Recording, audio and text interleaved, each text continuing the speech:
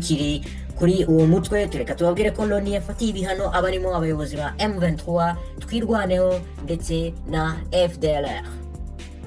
Komite ishinzwe ibihano mu kanama gashinzwe umutekano mu muryango w'abibumbye yafatiye ibihano abantu batandatu barimo Corneille Nanga usanzwe ari umuhuzabikorwa w'ihuriro Alliance Fleuve Congo. Ibi bihano byatangajwe mu itangazo Loni yasohoye kuwa 4 tariki ya 16 Nyakanga. Abafatiwe ibihano bafatwa ko bafite uruhare rukomeye mu mitwe yitwaje intwaro ishinzwe gukomeza guhungabanya umutekano mu burasirazuba bwa RDC. Usibye Nanga, Loni yafatiye ibihano Colonel John Imani Senze usanzwe ari umukuru w'ubutasi bwa AFC M23. Loni ivuga ko Nzenze yagize uruhare mu igenamigambi no gushyigikira ibikorwa by'uyu mutwe.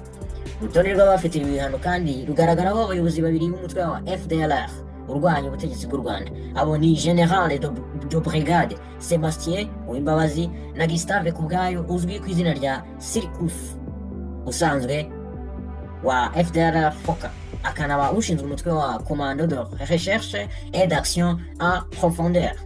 Loni ishinja Kubwayo kuyobora ibikorwa birimo kwibasira abasivili, gushimuta abantu hagamijwe kubaka ingurane no kugira uruhare mu bucukuzi no gucuruza umutungo kamere mu buryo bunyuranyije n'amategeko. Abandi bibayashyizwe ku rutonde ni Mohamed Mumisa uvuga nk'umuyobozi, umuganga ndetse n'ushinzwe ibikoresho n'ubufasha bwo hanze bw'umutwe wa ADF wo muri Uganda, hamwe na Colonel Charles Sematama usanzwe ari umuyobozi wa gisirikare wa Twirwaneho ukorera mu misozi miremire ya Kivu y'Amajyepfo. Loni ishinja Twirwaneho ibikorwa by'ihohoterwa byakorewe abasivile kuva uyu mutwe washingwa hagati ya 2008 na 2010. Uretse abantu ku giti cyabo, Loni yanashyize ku rutonde rw'ibihano imitwe ya AFC M23.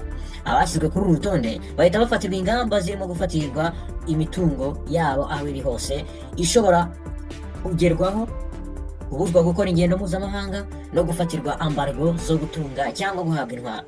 Iki cyemezo gifashwe mu gihe imirwano ikomeje mu burasirazuba bwa RDC, ibintu bikomeje guteza impungenge umuryango mpuzamahanga. Iyi ni Inkwakuzi ukurikiye ibyasohotse mu binyamakuru. Izo nkuru zose tumaze gusoma ziri ku kinyamakuru bwiza.com. Reka tuve muri